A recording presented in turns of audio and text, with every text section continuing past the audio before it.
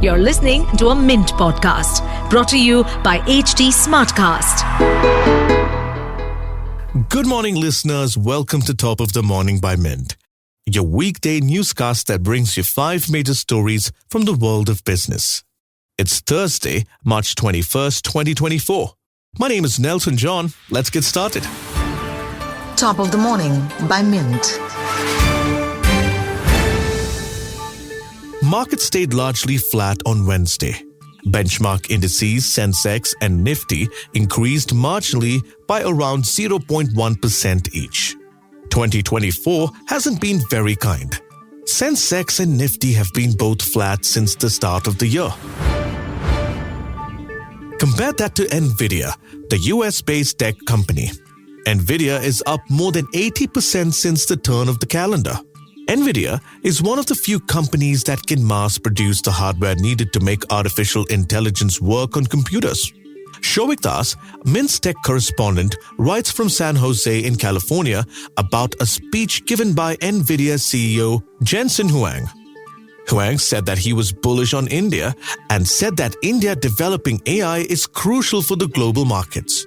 The government recently approved $1 billion fund for this very purpose. So Huang's bullishness is understandable. Despite the general market lull, one stock that has done well on the Indian markets has been Zomato. It's up 33% on the year and hit its upper circuit of 5% yesterday. That surge could be attributed to its plan to introduce a vegetarian-only fleet.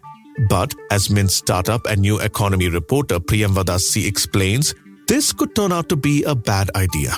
She writes that while restaurants have always handled this segregation of food, Zomato wants to change that. There's also been concerns around discrimination about this decision, including a wanting to distinguish its vegetarian-only delivery personnel through green clothes. This plan was later rolled back, with Zomato CEO Deepinder Goyal attributing it to the public backlash.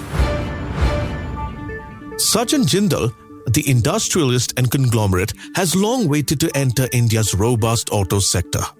The increase in adoption of electric vehicles provide a quick opening for JSW to enter automaking.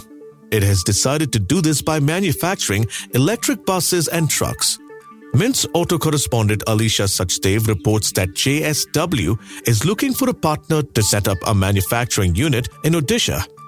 This unit will be set up at a cost of 40,000 crore rupees. It's an interesting move by the steel and energy conglomerate to enter the commercial vehicle section as well. It was earlier reported that JSW will tie up with MG Motors to enter the passenger vehicle segment in India. JSW isn't the only one bullish on the EV segment. The central government wants conventional automakers to transition to electric vehicles as well. To that end, the government is creating a long-term playbook to develop India as a hub for automobile manufacturing. Mint special correspondent Rituraj Barua reports that the center is working to set up this automotive mission plan that is intended for EVs only, but might include traditional petrol and diesel vehicles too.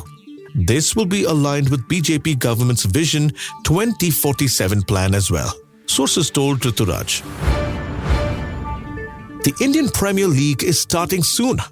A huge part of its fervor actually starts a couple of months before the players even take to the pitch. IPL auctions. Australian fast bowler Mitchell Starc became the most expensive player ever in the history of the league when the Kolkata Knight Riders bought him for a whopping 24.75 crore rupees. That was a fourth of the team's entire budget, called a salary cap. It was instituted to ensure there is no uneven spending. But the cricketing spectacle is a money-making machine. The broadcasting rights alone cost above 9,000 crore rupees a year. So, compare that the revenue split amongst 10 teams, 100 crores on just players' salaries seems low.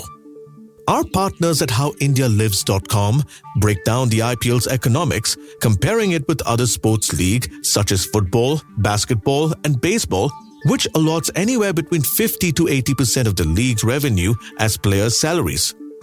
We'd love to hear your feedback on this podcast. Let us know by writing to us at feedback@livemint.com. You may send us feedback, tips, or anything that you feel we should be covering from your vantage point in the world of business and finance. That's all for today. Thank you for listening. We'll be back tomorrow with a fresh episode of Top of the Morning. Have a nice day. Top of the Morning by Mint.